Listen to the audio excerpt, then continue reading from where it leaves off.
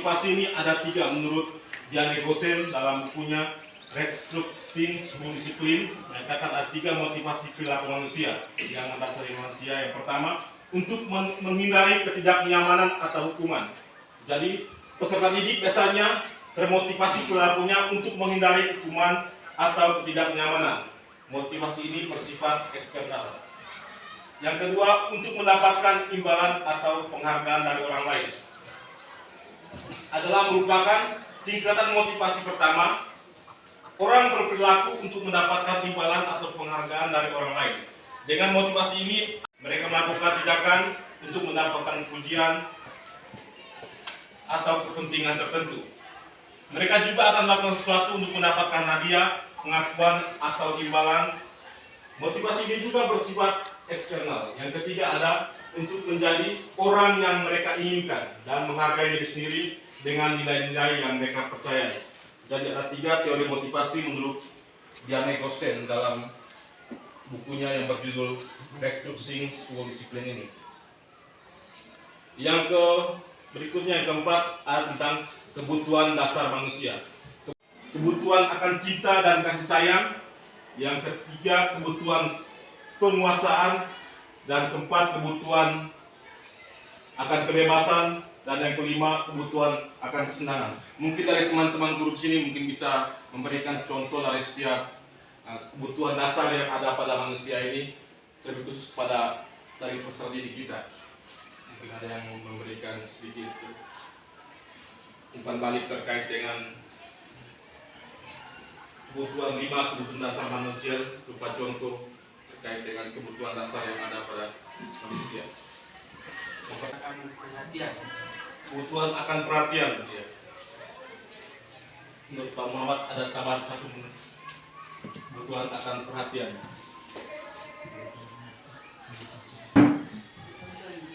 Ya, contoh. Ya.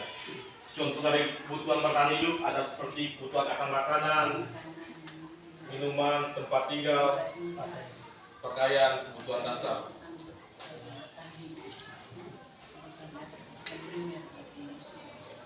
Sedangkan kebutuhan cinta dan kasih sayang seperti perhatian.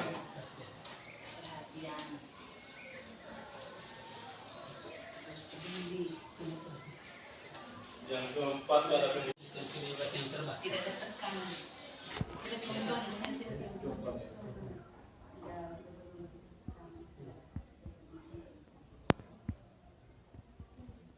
Bagi itu 5 kebutuhan dasar pada manusia. Kelima, ada 5 posisi kontrol sebagai seorang guru. Yang pertama, sebagai guru sebagai penghukum. Dalam hal ini bisa menggunakan hukuman fisik maupun verbal. Yang kedua, pembuat merasa bersalah. Pada posisi kontrol ini, guru biasanya bersuara agak lembut, ingin membuat pembuat itu merasa bersalah, menggunakan keheningan, membuat orang lain merasa tidak nyaman, bersalah, atau rendah diri. Diri yang buruk tentang dirinya mereka. Murid merasa tidak berharga dan telah mengecewakan orang-orang yang disayangi. Itu perasaan yang dialami oleh murid ketika guru memposisikan diri sebagai pembuat merasa bersalah. Yang ketiga, posisi guru sebagai teman. Pada posisi ini tidak akan menyakitkan murid, namun akan tetap berupaya mengontrol murid melalui persuasi. Posisi teman pada guru bisa negatif ataupun positif. Positif di sini berupa hubungan baik yang terjalin antara guru dan murid. Sedangkan negatif, bila suatu saat guru tersebut tidak membantu, maka murid akan kecewa dan berkata, "Saya pikir bapak atau ibu teman saya." Itu posisi guru, posisi kontrol sebagai teman. Posisi sebagai pemantau. Memantau berarti mengawasi. Pada saat kita mengawasi, kita bertanggung jawab atas perilaku orang-orang yang kita awasi. Posisi pemantau berdasarkan pada peraturan dan konsekuensi. Dengan menggunakan sanksi atau konsekuensi, kita dapat memisahkan hubungan pribadi kita dengan murid. Pemantau sangat mengandalkan perhitungan, catatan, data yang dapat digunakan sebagai bukti atas perilaku seseorang. Posisi ini akan menggunakan stiker, slip catatan, daftar cek. Posisi pemantau sendiri berawal dari teori stimulus respon yang menunjukkan tanggung jawab guru dalam mengontrol murid. Itu posisi pemantau. Yang kelima, posisi manajer. Dan posisi manajer ini sebagai posisi yang disarankan untuk menjadi seorang guru. Karena posisi ini mana guru berbuat sesuatu bersama dengan murid, mempersilahkan murid mempertanggungjawabkan perilakunya, mendukung murid agar dapat menemukan solusi atas permasalahannya sendiri. Jadi dalam dari 5 posisi kontrol ini yang disarankan adalah kita harus menggunakan posisi kontrol sebagai manajer. Kita harus bisa menemukan solusi bersama murid dalam setiap persoalan mereka. Perbedaan hukuman dan penghargaan. Hukuman bersifat tiba-tiba atau tidak terencana, sedangkan penghargaan sama halnya dengan hukuman, tetapi penghargaan juga seperti menghukum seseorang. Dampak pemberian penghargaan itu yaitu pengaruh jangka pendek dan jangka panjang. Penghargaan tidak efektif. Yang ketiga, penghargaan merusak hubungan, artinya menimbulkan kecemburuan antara yang menerima dengan tidak menerima. Penghargaan mengurangi ketepatan. Yang berikutnya, penghargaan menurunkan kualitas. Yang berikutnya, penghargaan mematikan kreativitas. Dan penghargaan adalah menghukum. Yang berikutnya, keyakinan keras. Keyakinan keras adalah nilai-nilai kebajikan universal yang disepakati secara tersirat atau tersurat, lepas dari latar belakang suku, negara, bahasa maupun agama. Seseorang akan lebih tergerak dan bersemangat untuk menjalankan keyakinan daripada hanya sekedar mengikuti serangkaian peraturan tertulis tanpa makna. Sehingga peraturan dalam sekolah maupun kelas tetapi menggunakan kata keyakinan. Dan keyakinan ini dibuat berdasarkan kesepakatan. Adanya kesepakatan akan melahirkan sebuah keyakinan kelas atau keyakinan sekolah. Yang berikut, yang ketiga, ada tentang segitiga restitusi. Segitiga restitusi merupakan proses menciptakan kondisi bagi murid untuk memperbaiki kesalahan sehingga mereka bisa kembali pada kelompok mereka dengan karakter yang lebih kuat. Ciri-ciri restitusi yang membedakan dengan disiplin lainnya adalah restitusi bukan untuk menebus kesalahan, namun untuk belajar dari kesalahan. Yang kedua, restitusi memperbaiki hubungan. Yang ketiga, restitusi adalah tawaran, bukan paksaan. Yang keempat, restitusi menuntun untuk melihat ke dalam diri. Yang berikutnya, restitusi mencari kebutuhan dasar yang mendasari tindakan. Yang berikutnya, restitusi adalah cara yang paling baik. Dan yang berikutnya juga, restitusi menguatkan dan mengembalikan murid yang berbuat salah pada kelompoknya. Sekian pemaparan berkaitan dengan topik dalam budaya positif, poin-poin penting dalam modul disiplin positif. Terima kasih untuk teman-teman guru yang sudah bersedia mendengarkan dan ikut aktif dalam proses diskusi ini. Sekian dan terima kasih.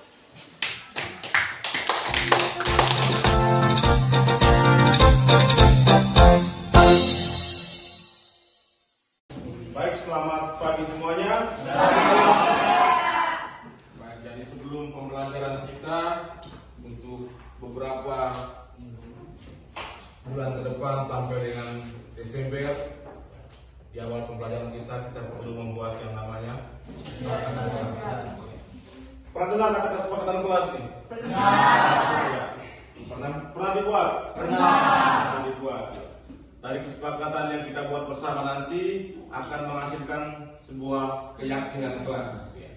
Jadi Pak Guru minta kalian untuk menuliskan apa yang menjadi kesepakatan kalian, keyakinan kalian dalam sebuah lembar kertas. Dituliskan apa yang menjadi keinginan kalian, apa yang menjadi kemauan kalian untuk kelas kalian, untuk terciptanya kenyamanan dalam belajar, dalam proses pembelajaran.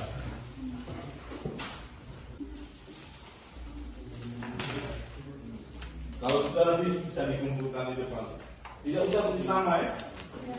Langsung saja.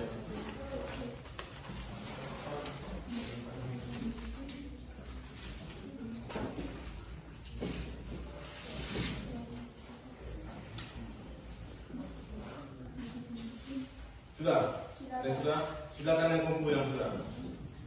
Pak, bisa lebih dari satu. Bisa lebih dari satu.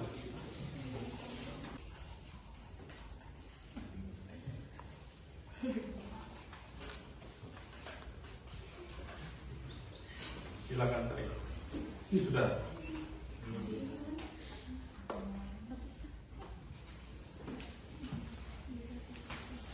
Jadi nanti kesepakatan kelas ini akan kita gunakan sampai pada akhir semester ini. Nanti kita lihat apakah perlu ada perubahan atau tidak dalam perjalanan pembelajaran kita. Itu juga menjadi catatan untuk kita.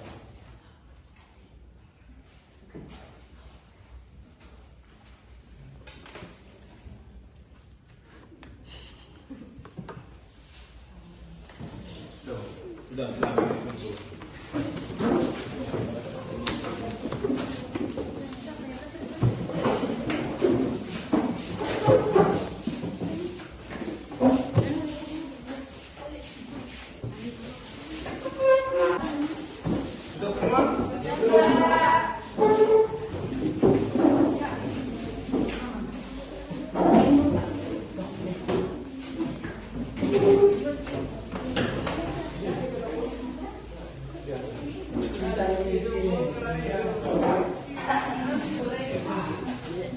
Baik, satu orang saya minta bantu Bapak untuk membacakan itu. Nanti kita kumpulkan ya. Kumpulkan mana yang dari kesepakatan kalian mana yang sama kita kumpulkan ke dalam satu kata yang bisa mewakili apa yang menjadi harapan kalian.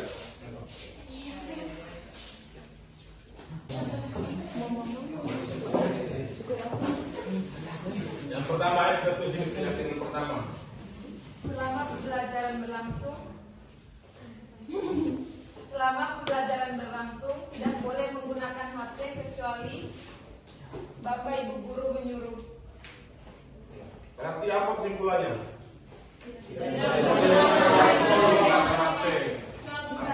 Menggunakan HP ketika diizinkan ya? Menggunakan HP ketika diizinkan. Menggunakan HP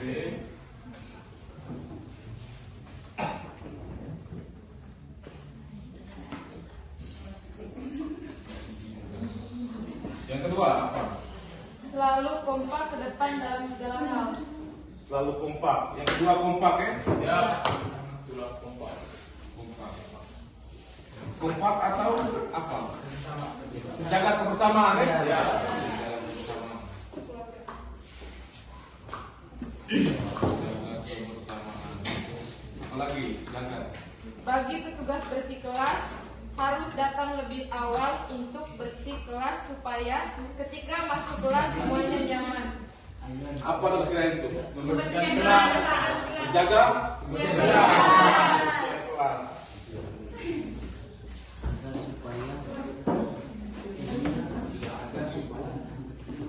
Apalagi? Saling mendengar atau menerima pendapat satu sama lain. Menghormati satu sama lain. Saling menghormati, Ya, saling menghormati, menghargai itu semua. Satu sama lain. Ya, terus apa lagi? Makin kompak ke depannya. Sudah. Jangan hanya minta didengar, namun kita harus bisa mendengar. Iya, saling menghormati atau menghargai. Menghormati atau menghargai di sini. Ya, Kak. Apalagi? Bertanggung jawab atas tugas-tugas yang diberikan. Iya, tanggung jawab.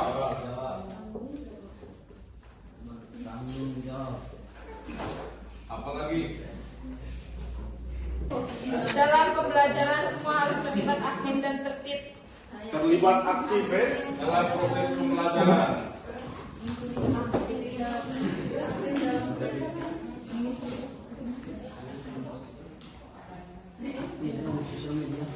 Dalam pembelajaran.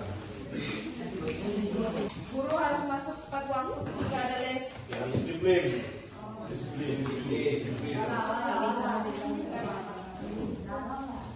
Apalagi? menjaga kebersihan, Sudah, terus apalagi? hadir tepat waktu, Sudah disiplin, apalagi? Jawab. saling kerjasama dan mengerjakan tugas sekolah, Kerjasama apa lagi? 8. Kerjasama.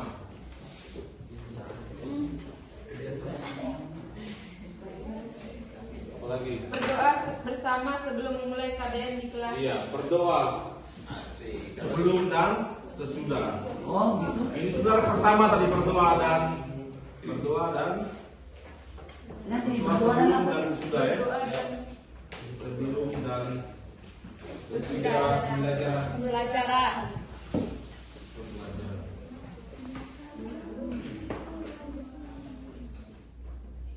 Masuk kelas tepat waktu, mengumpulkan tugas tepat waktu. Nah, itu sudah semua ya? Sudah menjawab apa yang menjadi harapan kalian dalam kertas yang sudah kalian tulis. Ada 9 poin kesimpulan dari apa yang kalian tulis tadi. Yang pertama, coba baca. Jostor baca dulu. Yang pertama, apa keyakinan kelas kita? HP ketika diizinkan. Ya, menggunakan HP ketika diizinkan. Yang kedua, Reski, apa? Kebersihan. Menjaga Kebersamaan. menjaga kebersihan. Yang ketiga, ada yang sini ya? Menjaga kebersihan kelas. Menjaga kebersihan kelas. Yang kelima, Anjali Ribu. Ya, apa? Bukan, Pak. 4 ya? Tanggung jawab, Tanggung jawab. Yang keempat, saling menghormati atau menghargai. saling menghormati atau menghargai sama teman kelas atau dengan guru atau orang yang lebih tua. Yang ke 5 Oka apa? Tanggung jawab. Tanggung jawab ya. Tanggung jawab terhadap segala bentuk tugas yang diberikan. Gawan yang ke-6, Terlibat aktif dalam pembelajaran. terlibat aktif dalam pembelajaran. Yang ke-7, disiplin. Yang ke-8, yang ke-9, berdoa sebelum dan sesudah pembelajaran. Nanti ini yang menjadi poin pertama kita. Berdoa sebelum dan sesudah pembelajaran. Bisa? Siap. Siap disepakati? Siap. Siap dijalankan bersama? Siap. Kalau siap, yang mewakili kesepakatan kalian, ketua kelas silakan tanda tangan di bagian sini. Mana ketua kelas? Resmi. Ya.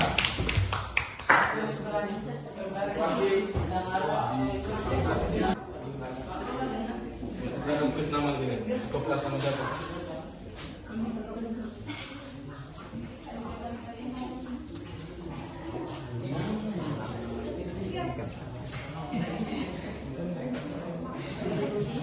Ya. Jadi ketua kelas sudah tantangannya, kita beri tepuk tangan untuk semuanya.